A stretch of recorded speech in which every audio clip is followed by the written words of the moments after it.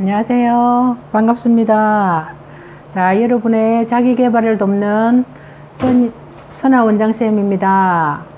오늘은 어제 이어서 뭘 해도 믿음이 가는 사람의 비밀이라는 책을 가지고 나왔습니다. 2부를 시작하겠습니다. 뭘 해도 믿음이 가는 사람의 비밀. 롤 잡스 지음, 황정경 옮김, 홍익출판사에서 2019년 4월에 나온 책입니다. 자, 자기 자신을 신뢰하기 위해 꼭 해야 할 일이라는 내용이 있어서 제가 한번 읽어보겠습니다. 온 마음을 다해 자신의 신념을 지켜라. 행복이나 성공을 위해서는 무엇보다 먼저 당신이 그런 존재가 될 수 있다고 스스로를 믿어 의심치 않아야 된다. 대충 믿는 척을 해서는 안 된다라고 합니다. 전력을 다해 자신을 믿기로 결심하고 그 믿음을 온 힘을 다해 지켜내야 한다라고 하네요. 자, 자신에게 실패할 기회를 허용하라 라고 합니다. 성공자란 성공하겠다고 결심하고 열심히 일한 사람을 일컫는다. 반면에 실패자란 성공하겠다고 마음먹고 공상만 일삼았던 사람을 일컫는다 라고 합니다. 고질적인 실패자는 무엇이든 결정하지 않고 막연히 때가 오기만을 기다린 사람이다 라고 하네요.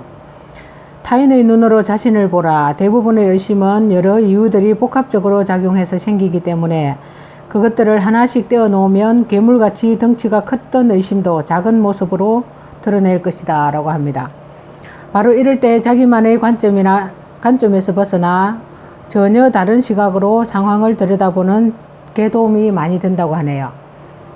자, 그 다음에 자기 불신의 늪에서 벗어나 자기 신뢰의 길로 나아가라고 합니다. 불신의 길에서 벗어나서 신뢰의 길로 나아가라고 하네요. 잠시만요.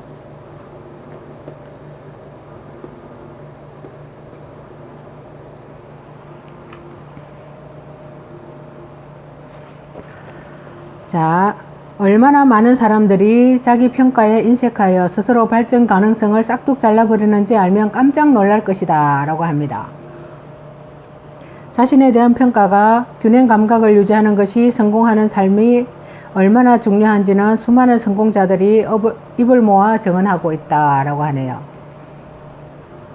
내면의 부정적인 목소리를 통제하라 라고 합니다. 내면의 부정적인 목소리를 통제하라. 내면의 목소리가 휘둘리기 시작하면 그 다음은 누구라도 내리막길을 피할 수 없다. 부정적인 목소리는 세균이 상처를 감염시키고 기회를 엿보듯이 우리가 약점을 드러내기를 기다리다가 자신에 대한 믿음이 가차없이 손상을 입힌다 라고 합니다. 자, 그 다음에 자신에게 보내는 축하를 내일로 미루지 마라.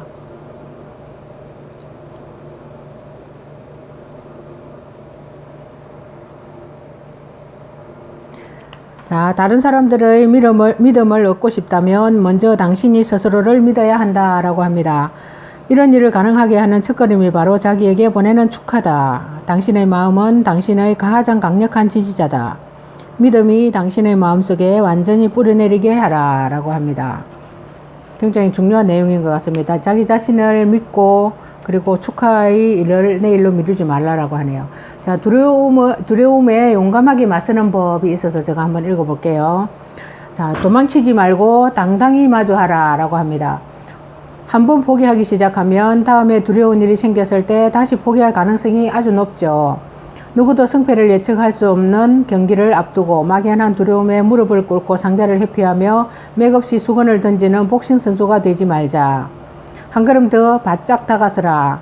어떤 사람은 두려운 상황에 대한 걱정 때문에 마음은 그렇지 않은데도 몸이 말을 듣지 않아서 현장으로 향하는 발걸음을 미루고 또 미룬다. 내 경험으로 봐. 이런 짓은 두려움을 눈덩이처럼 키울 뿐 그 어떤 이득도 없다라고 합니다. 자, 마음의 준비를 단단히 하라. 결전의 순간 이전에 충분히 준비를 마쳐야 다급하지 않게 대응할 수 있다. 마음의 준비는 지금까지 대비해온 것을 점검하며 오류가 생기지 않도록 더 충실한 마음을 다지는 일이다. 준비는 많을수록 좋고 풍부할수록 자신만만해진다 라고 합니다. 자, 머릿속으로 상황을 그려라. 자, 프로 골퍼들은 시합을 앞두고 코스를 머릿속으로 그리고 홀을 거듭하며 경기에 나가 자신의 모습을 떠올리는 것이 실제 경기에서 좋은 성적을 내는 비결이라고 말한다고 하네요. 이런 방식으로 시합의 두려움을 아예 없애버리는 것이다. 자, 그 다음에 조력자를 찾아라 라고 합니다. 두려워하는 일이나 상대하기 힘든 사람이 있어 한 발짝도 앞으로 나아가지 못하고 있다면 조력자를 찾아 의견을 구해보기 바란다 라고 하네요. 선배나 친구에게 마음을 털어놓고 얘기를 나누다 보면 의외로 쉽게 해결책을 가르쳐 줄지도 모른다. 경청하고 또 경청하라 라고 합니다. 컴퓨터와 스마트폰은 대단한 일을 한다고 합니다. 한 가지. 하지만 한 가지 마음이 없다. 적어도 하루에 1시간은 컴퓨터와 스마트폰을 꺼라 라고 하네요. 화면 대신 사랑하는 사람의 눈을 마주보고 이야기를 나누라. 이제부터 좋아요 버튼 대신 좋아한다고 직접 말해보자 라고 합니다. 당신의 몸을 쉬게 하라. 왜 명상을 해야 하는가? 과학자들은 규칙적으로 명상하며 불안감이나 두려움이 감소되고 각종 질병에 대한 면역력이 높아진다고 말하네요. 명상 덕분에 숙면을 취하고 불안감이나 고통을 다스리게 되는 등 건강 효과도 거둘 수 있다라고 합니다. 자, 그 다음에 다른 사람의 신뢰를 얻는 행동 습관이라는 내용이 있어서 한번 읽어볼게요. 의심부터 하는 습관을 버려라 라고 합니다. 이상하게 들릴지 모르지만 사람들은 자신이 모른다는 사실을 순순히 인정하는 사람을 신뢰한다. 모든 것을 안다고 떠벌리는 사람은 결국 자신에 대한 다른 사람들의 신뢰를 훼손시키는 메시지를 전달하고 있는 것이나 다름없다는 얘기다 라고 합니다. 보이지 않는 리듬을 소통에 활용하라. 우리가 의사소통을 할 때는 보이지 않는 리듬이 작용한다. 분위기 조성, 말의 강약 조절 등이 그것이다. 누구나 자신의 말을 설득력 있게 전달하려고 노력하지만 만약 처음부터 끝까지 모든 말에 힘을 주어 강조한다면 금세 머리를 흔들 것이다 라고 합니다. 강약을 조절할 줄 알아야 된다고 하네요. 저도 이렇게 말을 하면서 좀 많이 배우는 것 같습니다. 소통을 위한 자기만의 계기판을 만들어라 라고 합니다. 아버지의 계기판에 맞추기 위해 나는 전달하려는 내용의 핵심을 최대한 정확하게 빨리 전했고 아버지의 반응을 이끌어내기 위해 어느 부분을 강조하고 어느 부분을 건너뛰면 되는지 미리 계산해 놓고 말을 시작했다. 그것이 바로 소통의 핵심이다 라고 합니다. 자, 그 다음에 자기 자신에게 정직하라 라고 하네요. 우리는 진짜 나를 감추고 가짜 나로 살고 있다. 자기의 삶으로 이룰 수 있는 것들을 감사히 받아들이고 바로 그 지점부터 세상을 향한 발걸음을 당당하게 시작해야 한다. 신뢰받는 인간이 된다는 것은 바로 이런 태도부터 시작된다 라고 합니다. 목적에 충실한 삶을 살아라. 자기 삶에 온전히 헌신하며 목적과 의미를 찾으려 애를 쓰는 자아를 튼튼하게 구축하고 견고하게 지탱하는 힘이 생긴다. 그럼으로써 의미는 한층 풍성해지고 목적의식은 깊이를 더하면서 자기 삶에 대한 헌신이 증가하는 선순환이 이루어진다라고 합니다. 자, 긍정의 눈과 긍정의 마음을 택하라 라고 합니다. 배운다는 것은 이미 알고 있는 것을 찾아내는 일이다. 행한다는 것은 이미 알고 있다는 사실을 증명하는 일이다 라고 합니다. 가르친다는 것은 다른 사람들에게 그들도 자신만큼 알고 있다는 사실을 다시 일깨워주는 일이다. 당신은 배우는 사람이며 행하는 사람이고 동시에 가르치는 사람이다 라고 합니다. 굉장히 의미 있는 내용이네요. 자, 오늘 이렇게 해서 한 가지 더 있습니다. 긍정의 힘을 유지하기 위한 마음의 자세라는 내용이 있어 한번 읽어볼게요. 긍정의 눈을 선택하라. 돈이 당신의 삶의 해방꾼이 되게 해서는 안 된다 라고 합니다. 돈 때문에 발목이 잡혀 오도 가도 못하는 신세가 되면 어둠의 그늘을 피할 수 없다. 부지런히 일하고 열심히 돈을 모아서 그 모든 것이 긍정적인 삶의 지원군이 되도록 만들어야 한다. 행운이 정말로 왔을 때를 대비하라. 희망의 끈을 악착같이 움켜잡아라. 열망하는 말을 진짜 의미. 열망이라는 말을 좋아한다. 가만히 앉아서 걱정만 하지 말고 열렬히 바라고 원하는 사람이 되자라고 합니다.